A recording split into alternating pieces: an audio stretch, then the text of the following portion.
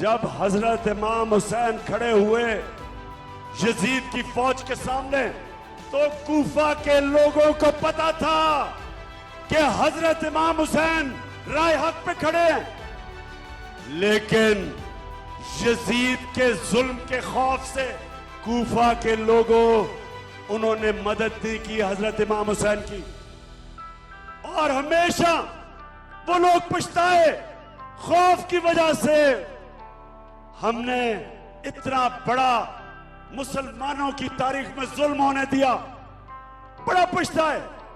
हर दौर में यजीद होते हैं और हर दौर में यजीद लोगों के ऊपर खौफ फैला के, खौफ तारी करके, डरा के, दहशत फैला के उनको कंट्रोल करते हैं, उनको गुलाम बनाते हैं।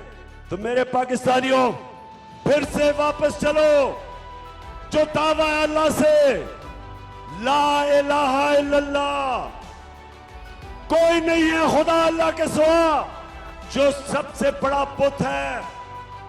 हम सिर्फ जब कहते हैं अल्लाह तेरे सिवा, किसी के सामने नहीं झुकेंगे। हमें यह तसव्वुर होता है कि पत्थर के बुतों के सामने नहीं, हम मूर्तियों के सामने नहीं झुकेंगे। हम समझते हैं वो शिर्क है। सबसे बड़ा बुत खौफ का बुत है। ये बहुत बड़ा बुत है जो इंसानों का गुलाम बनाता है।